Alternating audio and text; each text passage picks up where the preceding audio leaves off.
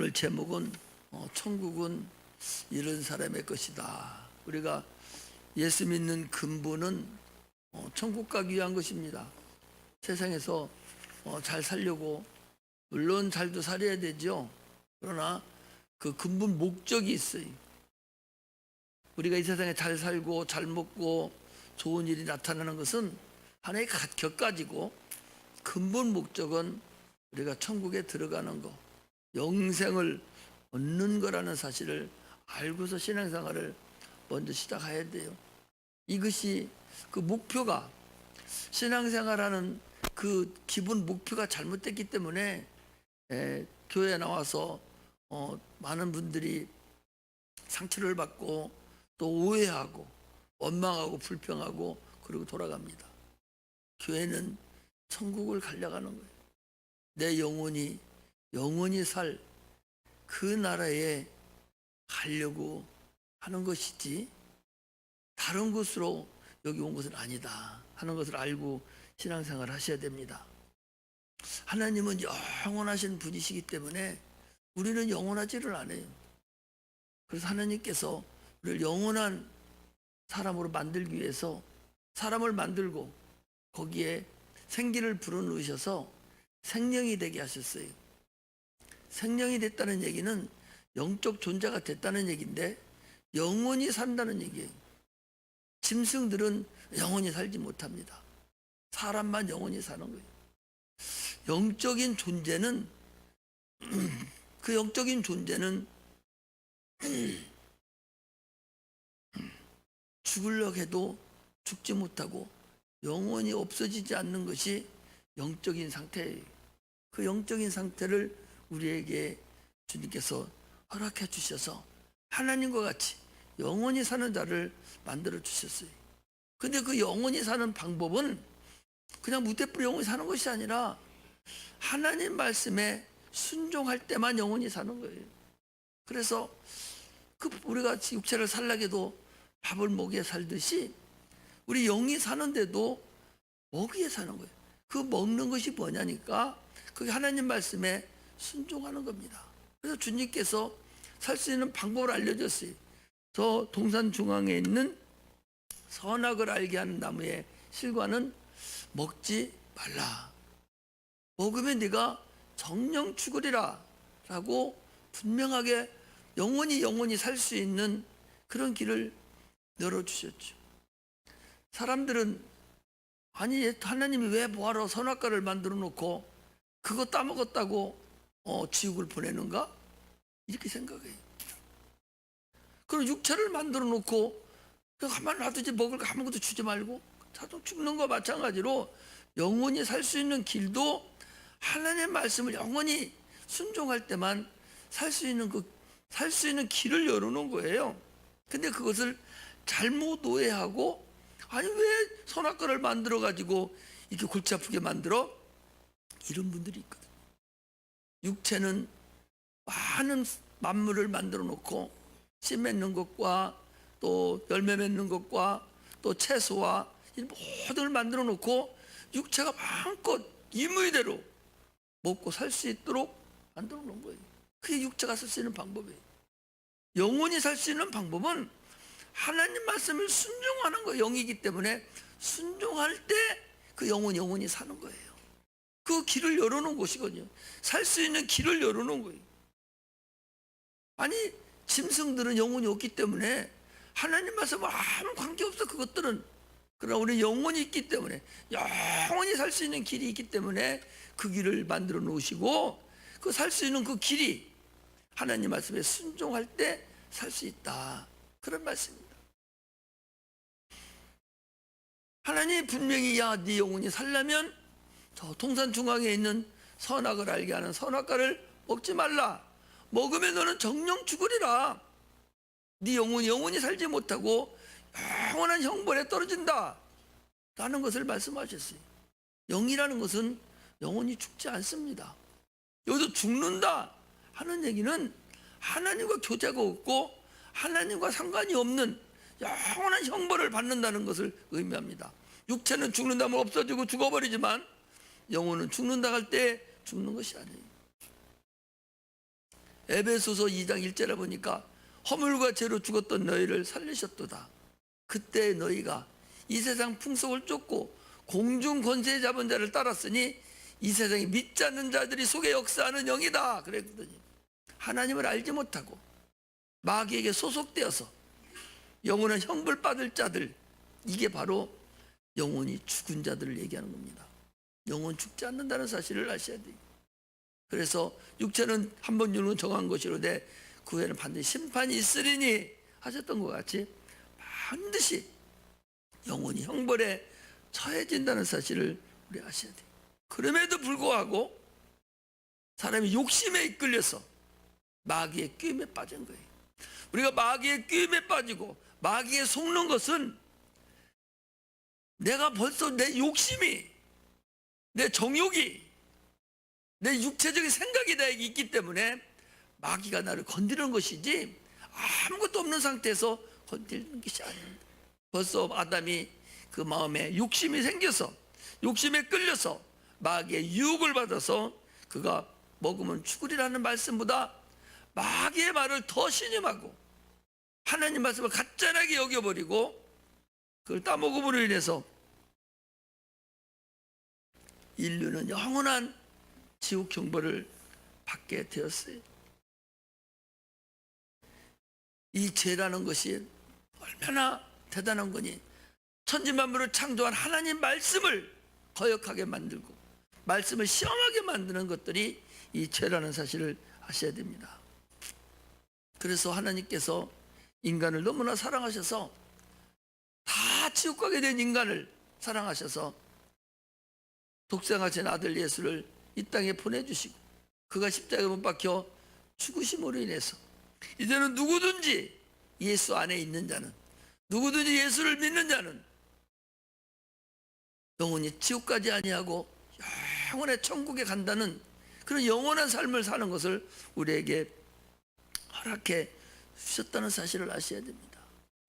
노아 홍수에는 8명뿐이 안 살았어요. 고대에, 여러분, 고대에 노아 홍수 이전에 인류가 얼마나 많은 줄 압니까? 지금 인류보다 더 많이 있었다고 보여야 돼요. 그 인류가 다 물 담아서 죽고 노아의 방주 속에 있는 자들만 살았어요. 그때의 그 문화 문명이 얼마나 문화 문명이 대단했는지 지금도 그 문명 문화를 감당할 수 없을 정도로 대단한 문명이 있었어요. 그런데 노아 홍수에 다 물량이 죽고 8식구만 예수가 노아의 방주라는 사실을 아셔야 됩니다. 할렐루야.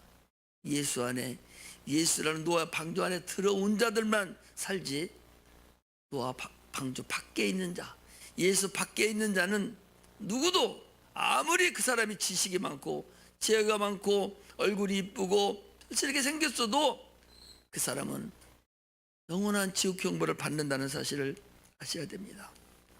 어찌 보면 예수 밖에 있는 사람들, 예수 믿지 않는 사람들이 더 세상적으로 볼 때에 더 정직하게 사는 사람들이 훨씬 더 많습니다.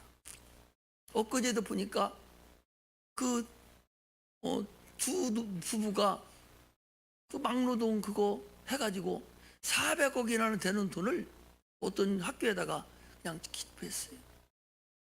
400억 신랑도 다 못 씁니다. 평생을 벌은 그 돈을 400억이나 되는 돈을 학교에 기부했어요. 얼마나 정직하고 이것을 후세를 위해서 학교에서 사용해 주세요 하고 개통했어요. 세상에 그렇게 훌륭한 사람들이 많습니다. 설령 그렇다 할지라도 육체는 그렇게 훌륭하고 자기 처를 복종시켜서 좋은 일을 많이 한다 할지라도 그가 예수 안에 들어있지 않다면 그는 어쩔 수 없이 그는 영원한 형벌을 받을 수밖에 없다는 사실을 우리는 알 수 있습니다.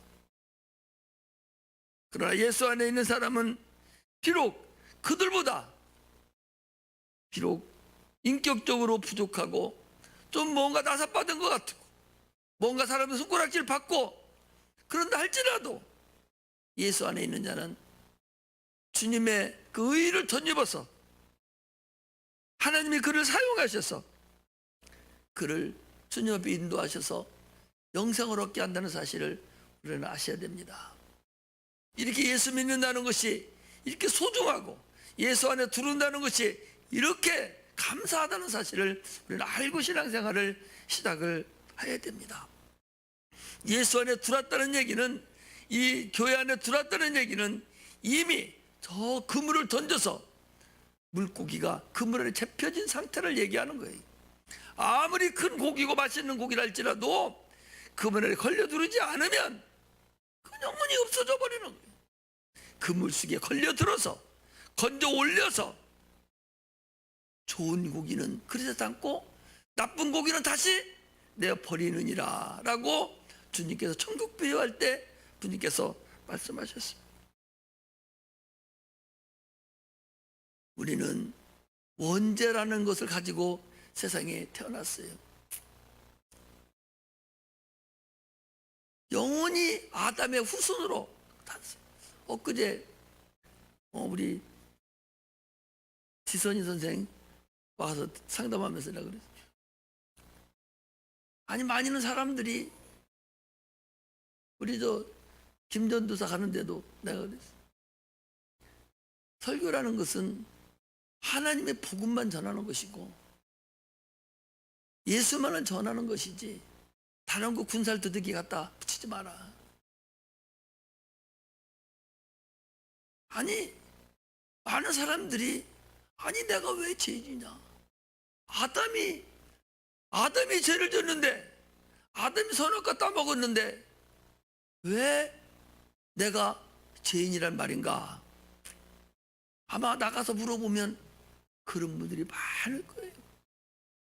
지금도 예수 믿는 사람들 중에서도 아니 아담이 죄를 졌는데 내가 왜 그 죄를 짊어지고 내가 죄인이란 말인가?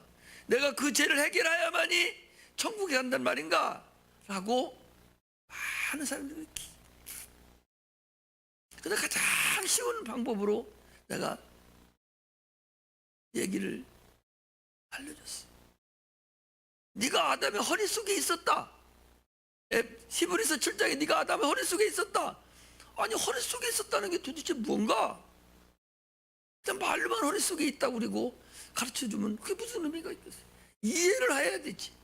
아담이 지은 죄를 내가 이해를 해야 아, 내가 죄인이구나 라는 것을 알 수가 있죠.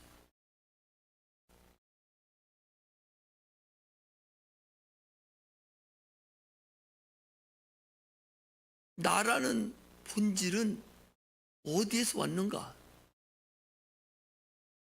나라는 본질은 어디에서 왔어요? 아버지에게서 왔어요.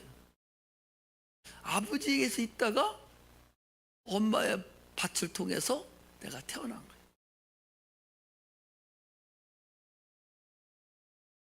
하와가 먼저 선악과를 따먹고 자기 남편인 아담에게 줬습니다. 그러나 지금 하와의 죄라고 하지 않습니다. 아담의 죄라고 그래요. 여자는 영적인 유전력이 없어요. 하나의 밭에 불과합니다. 그러니까 하와는 자범죄에 해당이 돼요. 아담은 불순종에 해당이 됩니다. 그러니까 내가 아버지에게서 왔어요.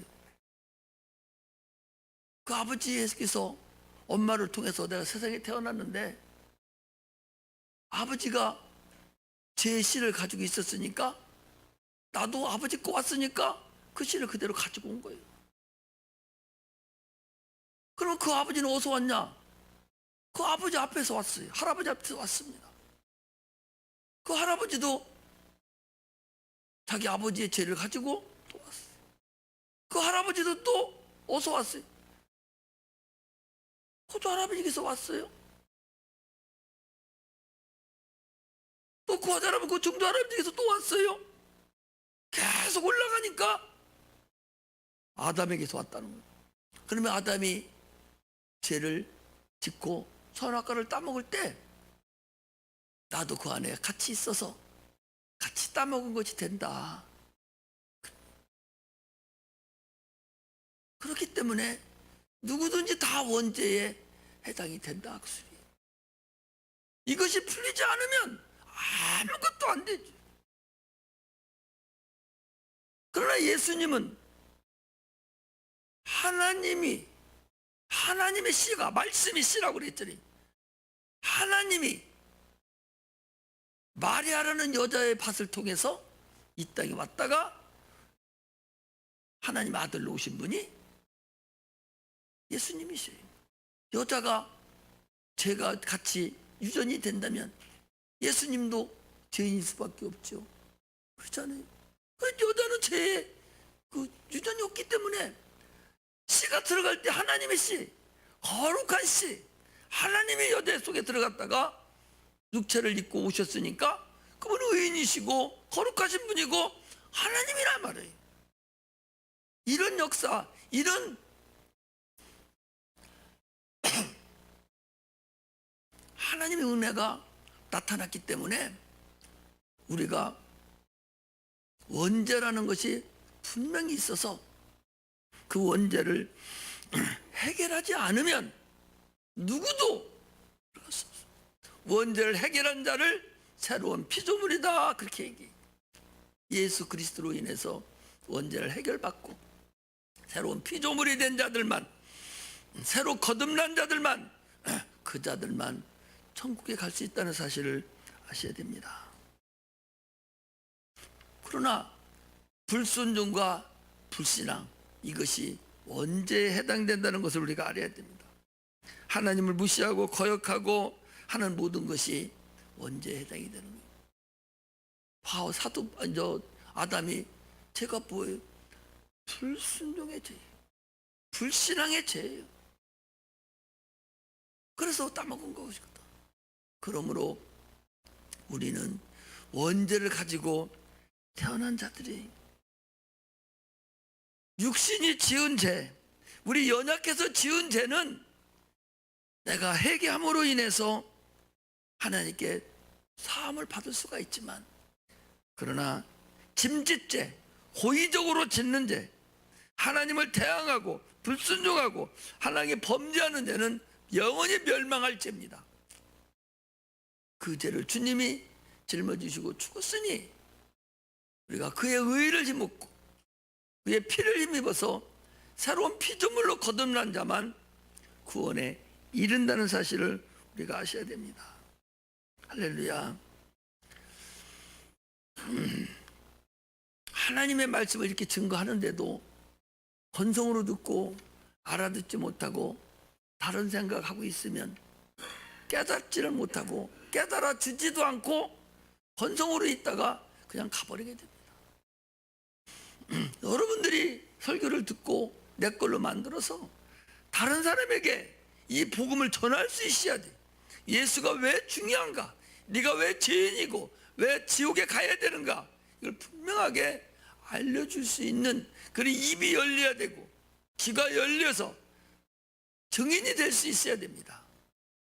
나 하나도 유지 못하고 번들번들거리고 있으면 아직도 천국을 가지 못하는 그런 불신앙의 사람이라는 사실을 아시고, 우리는 원죄를 해결하고 내 영혼이 영원한 천국에 가는 새로운 피조물이 된 것을 감사하고 그분께 영광 돌리는 은혜가 임하시기를 주의 이름으로 축복합니다.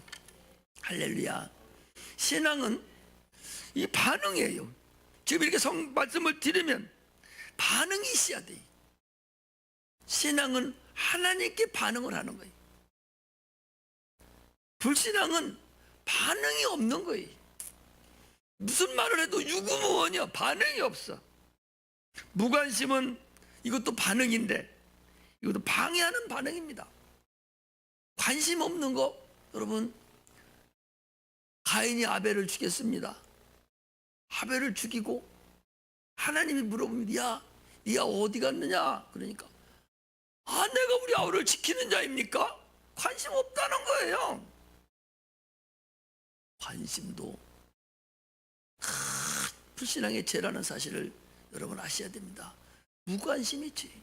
저거 지옥 가는 데 쳐다보고 가만 놔두는 것도 무관심인데 그 무관심이 죄라는 사실을 여러분 아셔야 됩니다. 할렐루야. 나는 하나님에 대해서 내가 어떤 반응을 가질 것인가? 불신앙, 무관심, 방해하는 일, 이런 것을 가지고 있을 것인가? 오직 하나님 말씀에 순종하고 하나님 말씀을 사모하고 그분을 고대하고 그분을 살기로 소망할 것인가는 본인이 하고 있는 거예요. 아무리 내가 여기를 해도 본인 스스로가 반응이 없고 알아듣지 못하면 어떻게 할 길이 없어요.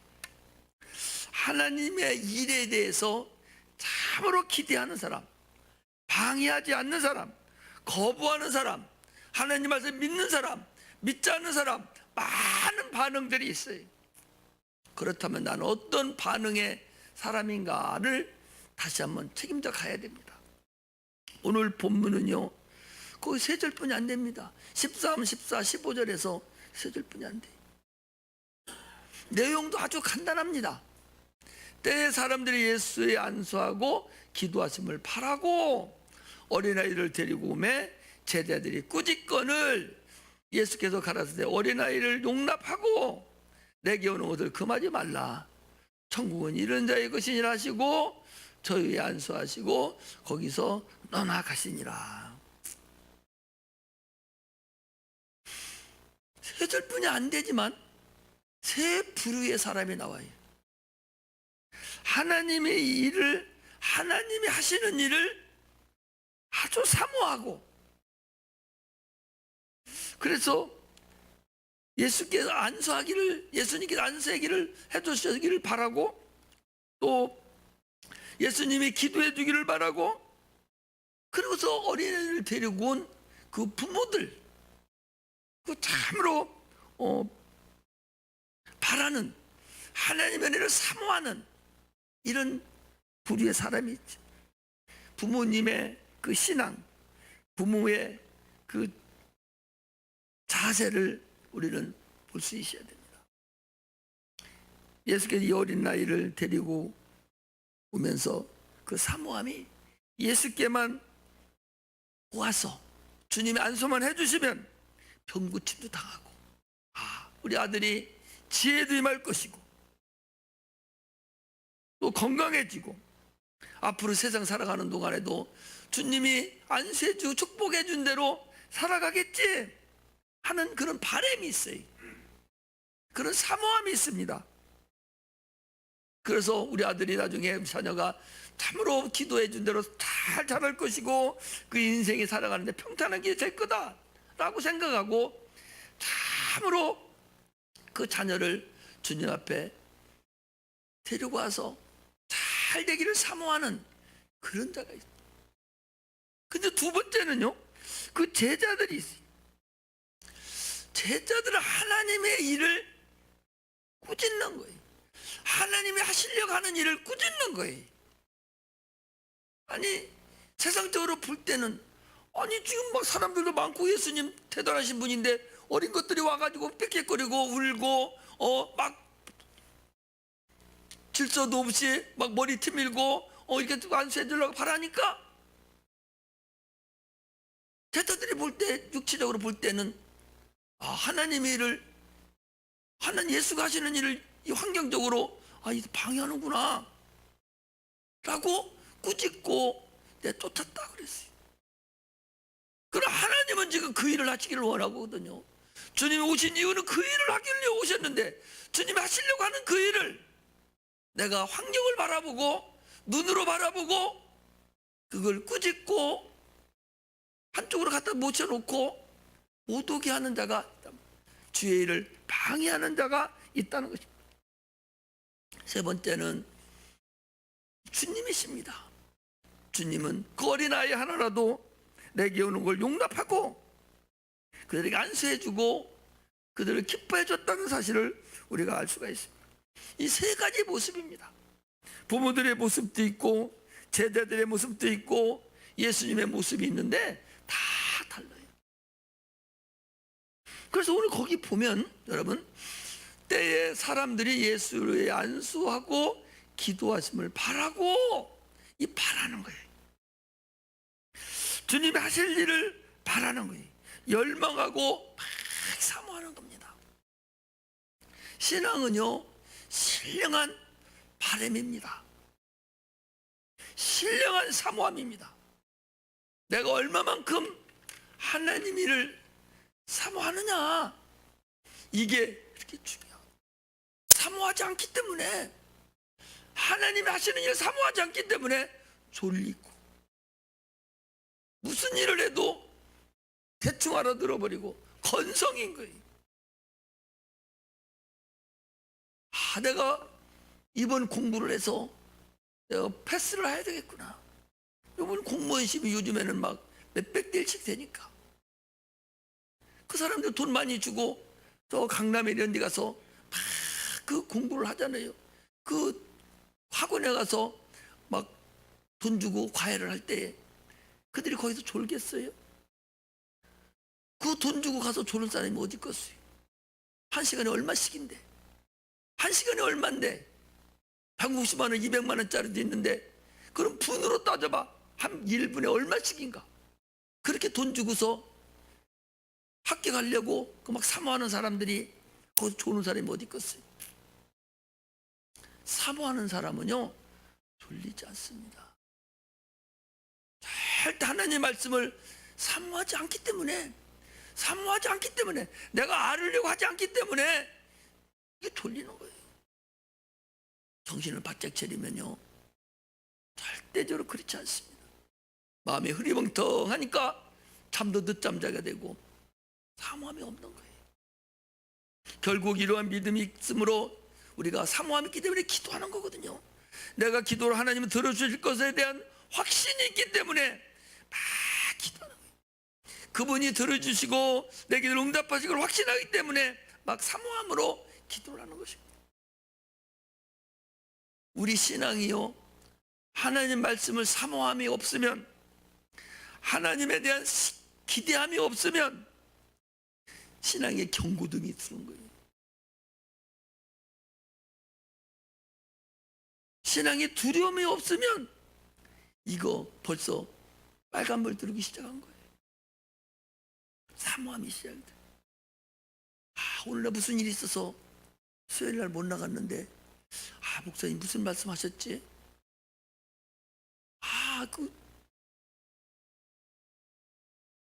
고린도전서를 나가는 이번에는 무슨 말씀하셨지? 이렇게 사모함이 시작돼. 마태복음을 지금 계속적으로 주일날마다 설교하시는데, 이번 주에 못 나갔는데 무슨 말씀하셨지? 막 이렇게 사모함이 있어야 하나님이 그에게 신령한 은혜를 주십니다.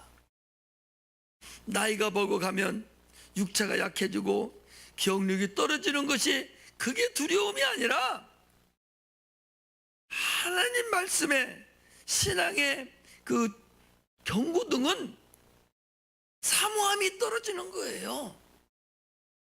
죄전에 나와서 하나님 말씀에 신앙이 떨어지는 거예요. 신령한 하나님 사모함이 없어. 그건 이미 경고등이 들어왔다는 사실을 아셔야 됩니다. 주님에 대한 사모함이 적어지면 적어질수록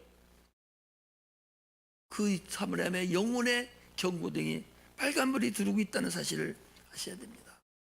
고린도서 4장 16절에 보니까 비록 겉사람은 후패하지만 속사람은 날로 새로워진다고 사도 바울은 그렇게 얘기하고 있어요. 우리는 내 영혼이 참으로 주님 만나를 고대하는 바가 커야 됩니다. 나는 요즘에 나이가 이제 먹어가고 그러니까 자꾸 그 천국을 이렇게 그려보게 돼요. 그려보고 이제 뭐 세상 사람은 다 가는데, 어제는 앉아서 둘이, 내가 아는 사람, 내 밑에 이제 우리 신앙생활 같이 하던 누구도 소천했고, 누구도 소천하고, 누구 소천하고, 보니까 내가 알고 있는 사람 중에서도 우리 성도들도 소천하셨으니까 15사람인가 16사람이 되더라고. 목사님들도 소천하고. 그러면 내가 둘이 앉아서 이제 내 차례가 됐는데 나도 이제 준비해야지. 그러면서 마음적으로 그 생각이 천국을 이렇게 소망하면서 보는 거예요. 이제 벗을 날이 가까우니까 어떻게 해야 될까 하는 마음도 막 들면서 그 사모함이 이렇게 있어요. 그러나 우리의 열심히 여러분 식어가고 사모함이 없어지면 빨리 그거 발견해야 됩니다. 기도 시간이 줄어들고 봉사 시간이 줄어들고 전도하는 시간이 줄어들고 성경 읽는 시간이 줄어들고 자꾸 그러면 벌써 사모함이 떨어져서 내 신앙에 경고등이 들었다고 여러분 아셔야 됩니다. 늘어지면 늘어져야 되지. 기도 시간이 줄어들고 있거든요. 가끔 한 번씩 기도하러 나오니까 기도에 줄도 잡히지도 않아서 중언부언하게 되고 무슨 기도를 해야 될지도 모르고 벌써 자기 스스로가 알아요. 계속적으로 기도한 사람은 벌써 기도제에 딱 잡혀서 딱 시작하면 다 막 성령 역사에서 이살처리로 기도가 막 이루어지는데 기도하지 않고 여러분 다 알잖아요. 기도 한번 해보려고 해보세요. 얼마나 힘들고 시간도 가고 무릎도 아프고 얼마나 지루한지 알 수가 없어요.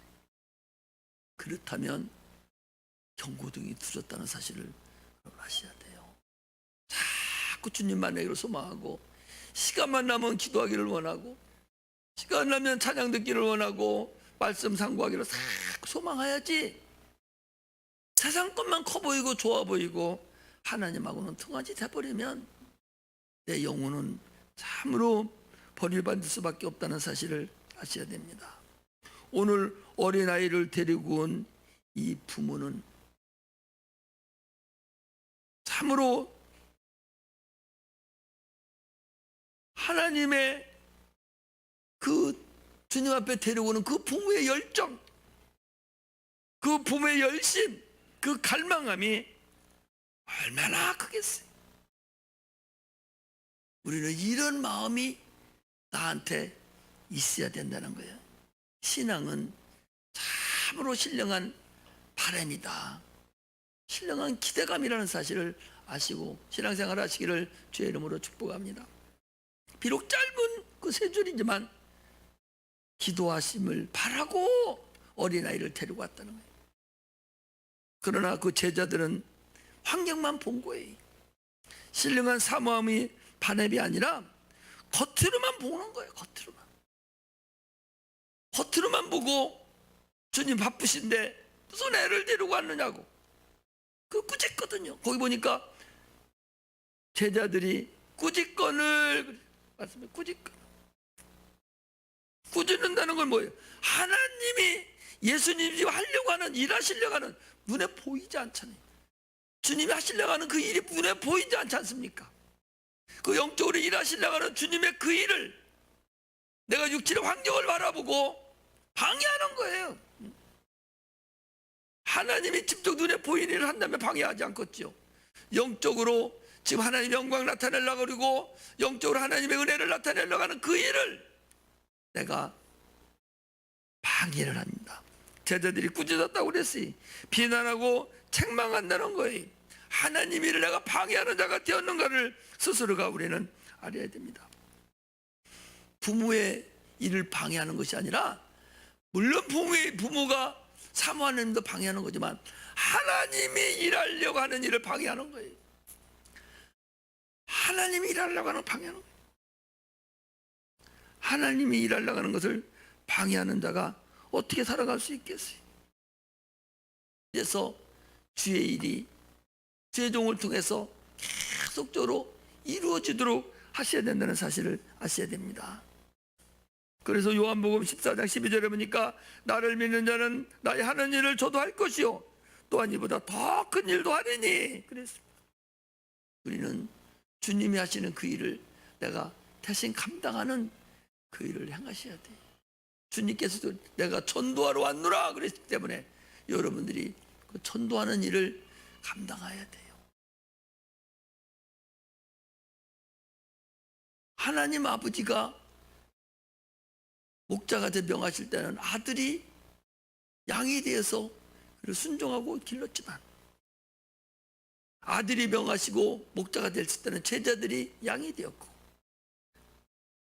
제자들이 목자가 됐을 때는 많은 사람들이 양이 된다는 사실을 아셔야 됩니다. 여러분들은 죄종의 양도 되지만 또 각자가 또 목자가 돼서 또 치어야 될 양이 또 있다는 사실을 그걸 아셔야 됩니다.